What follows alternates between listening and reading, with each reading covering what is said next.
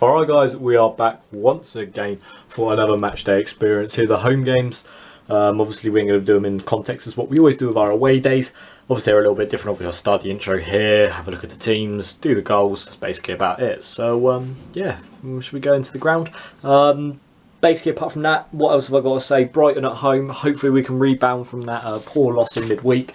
Probably didn't deserve the scoreline of 4-1, but we probably did deserve to lose after looking back at it. But yeah, I'm ready to crack into a new game. I'm going to go with a 2-1 win to Brighton. Sadly, I would like to say 1-1, but well, we can't always win every game, but I'll draw every game. But yeah, let's go ahead and go into the little other bits before at the end. Obviously, me and them do our review. Right, see we got starting Ali Absi, Gunter, Obita, McShane, Vanderberg, Evans, Williams, Swift, Behrens, McCleary, Kermit.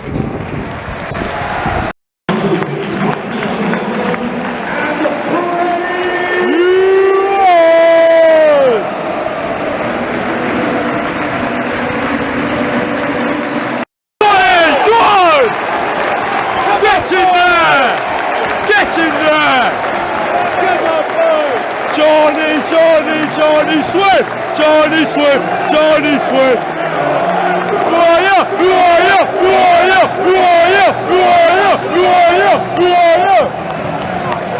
Get in there! Go on, Johnny! Hey! I called it! No, you didn't! No, you didn't! Yeah!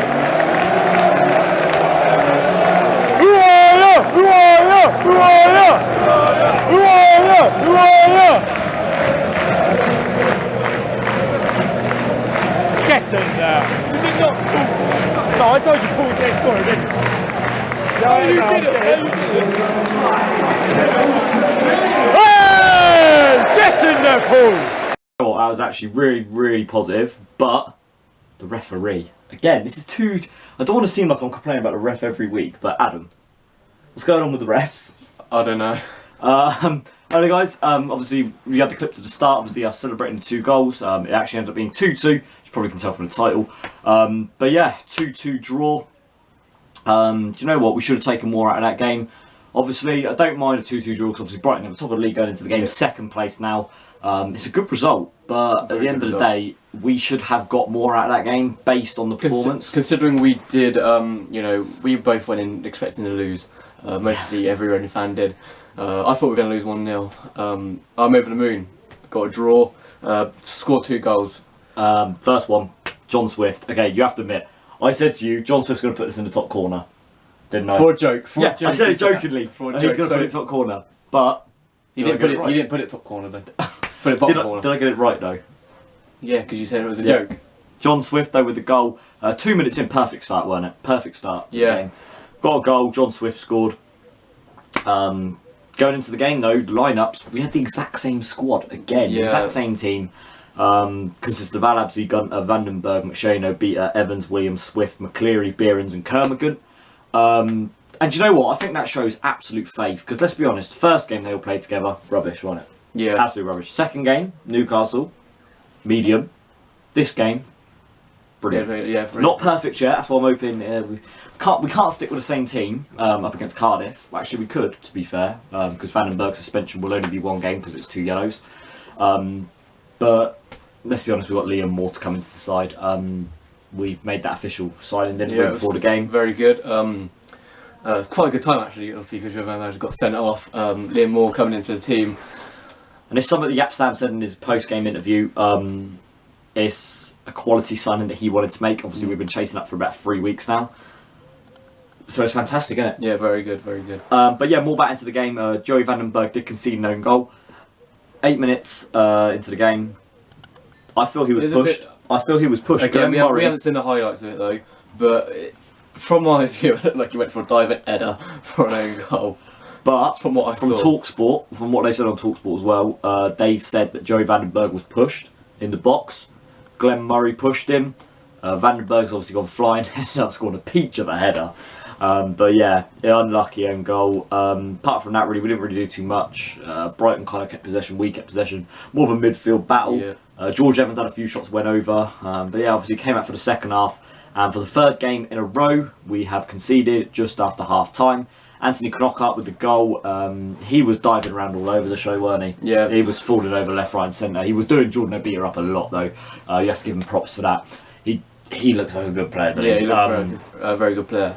Obviously, he was Leicester before, weren't he? Yeah. They got him in January, Brighton. But yeah, he does look very, very good. But maybe stop complaining 24/7. Yeah. Did complain after every decision that didn't go his way. And again, Reading players did as well. You know, a bit of both teams done complaining. Talking about the referee, he did have the best of games. Shocker. Chris Gunter was inside the box when he was fouled. Again, from there you can't see. But again, TalkSport said that Chris Gunter was inside the box. And what happened? The referee TalkSport spoke a lot about Reading today. they had someone there. So, but yeah, from that free kick, we crossed it in, got another free kick. Got cleared, crossed it in, had another free kick, crossed out to McCleary. McCleary drills it in. And Captain Fantastic Paul McShane with an absolute wonder goal. Yeah, very good finish. I say wonder goal. It's a great finish. It was fantastic goal.